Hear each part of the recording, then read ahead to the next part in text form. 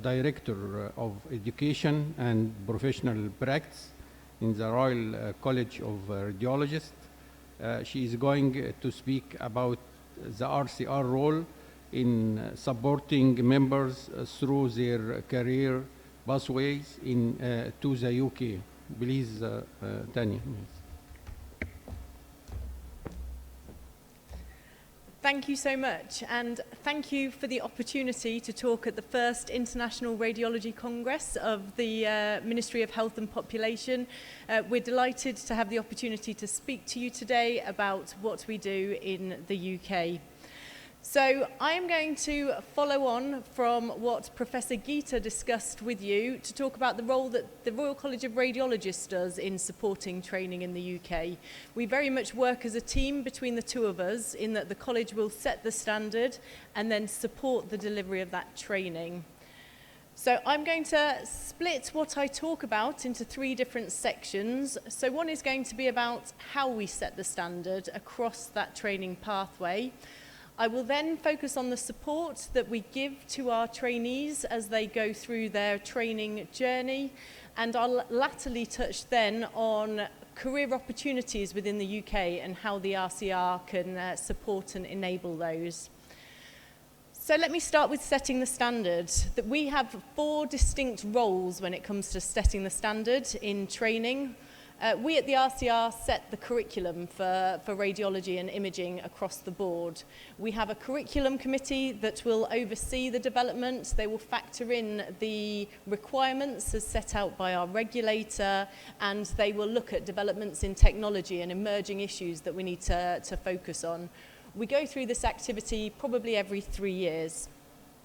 We then look at how we define the assessment framework. So for us, it's fundamental that through the curriculum, everyone, both trainers and trainees, are very clear in terms of what the expectation is, but more importantly, how it's going to be assessed and evaluated.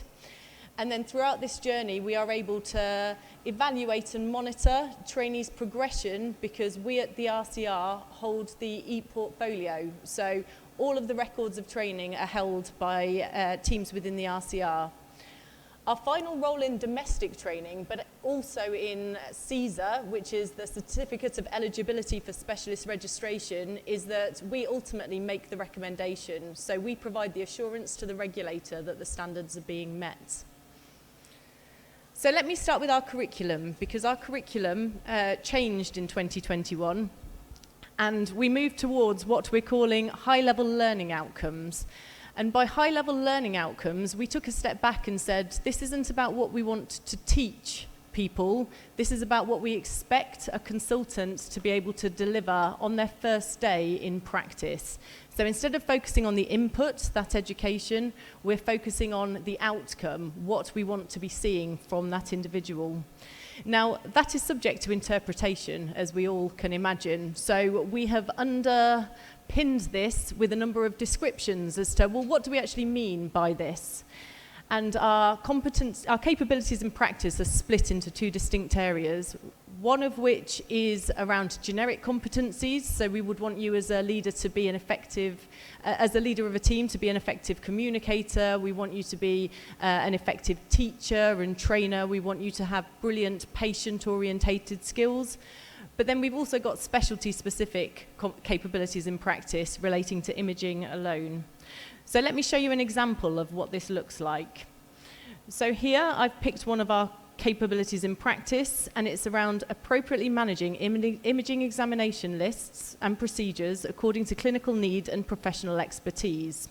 So our consultant radiologist will be able to obtain consent and directly examine a patient in real time with imaging such as ultrasound and perform image-guided procedures. So this is a standard of what we expect to see our consultant doing on a daily basis. The descriptors then go down into the detail of, well, what do you actually need to do in order to be able to do this? And again, we're focused on the outcomes rather than the input training. When it comes to the suggestion of evidence, we recognise that actually everyone's local circumstances can vary quite significantly, and there's a number of different ways that you can evidence this. But we suggest ways that you can do this. So RADDOPS, which is UK jargon, is direct observation of procedural skills. So one of our supervisors will evaluate this by watching you in practice and be able to then look to the levels of interestability and say, well, yes, you can independently practice at this, you've absolutely got a level 4, or actually you're at a level 2. So we're then able to undertake that kind of an evaluation. We then map them to general professional competencies, which is a GMC, our regulators' requirements. So we make sure that at all times our curriculum is indexed to the world around and everything that's expected of our doctors. We then look at specifics of medical imaging and presentations and conditions, and we focus on those in a very similar way, actually. So we will take, for example, cardiac imaging, and we know that a patient is likely to present with any of the presentations that are listed there. We specify our expectation around what we would expect our general radiologists to be able to understand, pick up, and then be able to prepare a management plan for. And then we also look at the specifics of the technique required in order to be able to do that. So that is, again, how we set out the expectation to our trainees, but also to our trainers in terms of how to evaluate that in an objective and fair way across all of our trainees, regardless of where they're training. So then we move on to procedures, and the procedures are those which we would be dealing with on a daily routine basis. Now, we appreciate that someone will start with limited to no skills in this space, but as training progresses, we expect skills to develop at the same time, which is where we use our 1-to-4 ratio to be able to evaluate progress against them and against the expectation that we baseline. So here we've got image-guided biopsy, for example, drainages. These are the kind of imaging procedures that are specifically focused on as part of that curriculum in the UK. So we play a fundamental role in the quality assurance of training across the board. So Health Education England has overall responsibility for the delivery of an effective training programme, but we will work with Health Education England to make sure that we are getting standardisation across the UK. You know, we have that overall view of what's happening. We can spot outliers. We can step in and work with regions to be able to address any issues that might arise. And to do this, we appoint regional specialty advisors who we bring together to do standardisation and moderation. We get involved in the annual reviews of competency and progression that happen with our trainees, so we can understand where issues might arise, we can offer advice to trainers, we can also make sure that trainees are getting a really positive experience coming out of that ARCP. Regardless of what the outcome is, I hasten to add, because not everyone does progress and there are some really difficult judgment calls for our trainers to make. The General Medical Council in the UK is very keen to understand the experience of trainees and those experiencing training in the UK. They survey our trainees annually, and we can break down that data in a majority of ways, depending on how it is we want to move things forward. But we as a college see it as fundamental that if there is an intervention to be putting in place, we are putting in place that intervention. So we have global, I'm going to call them global because they are global objective checkpoints of assessment within our programme, and we do this via our FRCR Examination suite. So in the UK training programme, the FRCR exam is deployed at specific points within the training pathway and is a key, what we call a critical progression point. So we expect normally that our trainees in the first year will do their Part 1 exam. That's their basic sciences, so that covers off anatomy and physics. And then from year 3 onwards, we expect them then to move on to their clinical exams. 2A is our written clinical competence assessment, and then 2B is our oral exam, which is a one-to-one with an examiner focused on clinical scenarios that come through. But that is our standardised approach in the UK to checking at appropriate points that we have one test that will test everyone's competence at the same time. So that is how we use the examination suite in the context of a very workplace-based assessment portfolio. So let me move on to our e-portfolio. Forgive me, the writing is very small and you won't be able to read it, but I just wanted to give you an indication of the busyness of that screen, because we use this as an opportunity to really plug to trainees opportunities that they might have at national level, to be engaging with initiatives that we might have, to let them know of new opportunities that are arising, but most importantly, we use it to log their assessments and the evidence portfolio that they build. This evidence base is shared between both the trainee and the trainer, and both are expected to be making records of evidence using this system to be able to do so. At the college, we mine this to understand where people are progressing, where issues might arise, and where we might be able to support the addressing of gaps that might appear. But if you were to come and work in the UK, you would see an e-portfolio, but an e-portfolio is just a really helpful way of logging evidence, regardless of what you might want to do. So this is something that is included in our UK trainees membership, because we see it as so fundamental to supporting their training, but it also supports us in our role delivering that quality assurance to the training programme. I'm running out of time, I see. So I will quickly whiz through and just tell you about the support that we offer to trainees as members of our organisation, because we appreciate, we ask an awful lot of trainees and there's an awful lot to learn. We have an RCR Learning Hub and a number of other resources that we put together where we look at offering CPD, CME opportunities, but actually also targeting resource to support people at various stages. Let me tell you about what we can offer to our trainees that would support them in their journey. Ooh. So, in terms of trainees, we've spent an awful lot of time evaluating how we can have the best impact for the majority, recognising that there's an opportunity for us to develop both a didactic platform, but also an opportunity for interaction. We have a number of courses on our website, so we've given an example there of a chest imaging video series.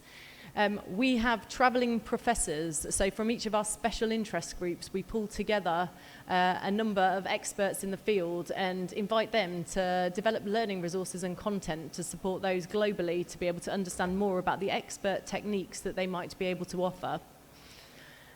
We developed a training webinar series, and actually there weren't many great things to come out of a pandemic, but our ability to very swiftly change what would have historically been a face-to-face offer accessible to very few people translated into actually an opportunity to be able to develop resources to support far more people. So we've got a trainee webinar series, which is a number of fundamentals which are of use to people and indexed to our curriculum. We offer what we call the Crash Podcast. They're focused around clinical radiology academic research, and you will have experts in the field of academia talking to you about interesting subjects in the area of academic research. And actually, academic research is one of the areas that I think there's an opportunity within the hub for those who might be thinking about coming to the UK to gain a number of different benefits from the resources. We've also tasked and challenged our experts in the UK to think about what were their light bulb moments, we've called them. What were the moments that made something click for them in the field of anatomy? So we've got a number of different anatomy hints, tips, and training guides from those that have been delivering the training, those that have historically been involved in the delivery of the exam. So I would recommend those to anyone who is thinking about doing their Part 1 assessment in the near time. You'll also see a number of e-posters. So we invite at all of our conferences people to present posters, and there is always an opportunity to do so. But these have a value beyond any conference that we go to, so we make sure that they're available for everyone to be able to access.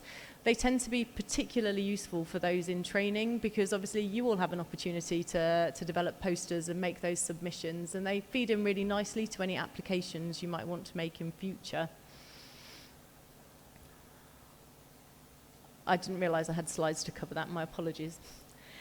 A lot of these resources are available to our members.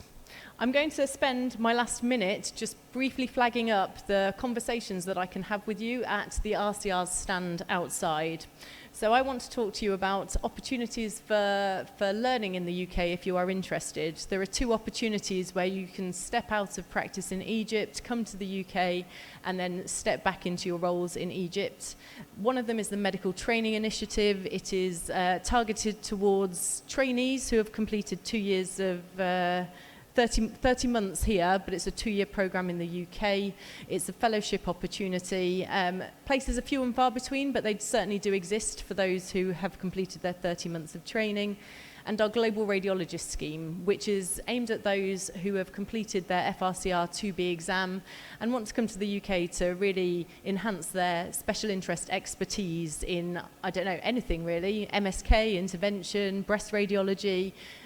We work very closely with Health Education England to match the opportunities to those of the interested party. So I'm really happy to have individual conversations with you about those opportunities if they are of interest.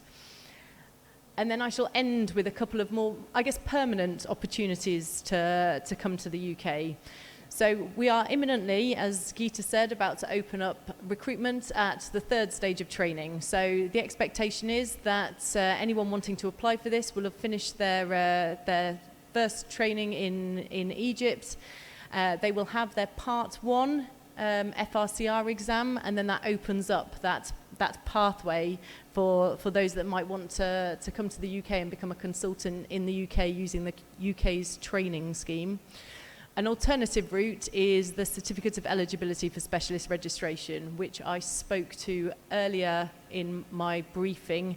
That will, in essence, afford those who achieve it with the same consultant status with our medical regulator in the UK as anyone trained in the UK. Now, the process is incredibly rigorous and incredibly long, shall we say, but it is an opportunity for those that might want to pursue it. So they are a number of different workforce initiatives that I am really happy to have conversations with people with on an individual basis if that is of interest to anyone.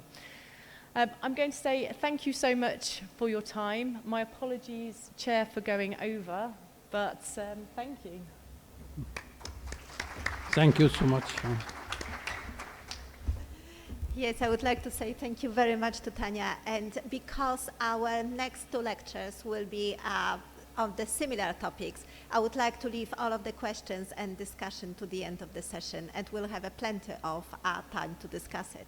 And I would like to introduce the next speaker, Professor Rami Mansour, and I'm sure that many of you know Rami because he is brilliant MSK radiologist and very active everywhere.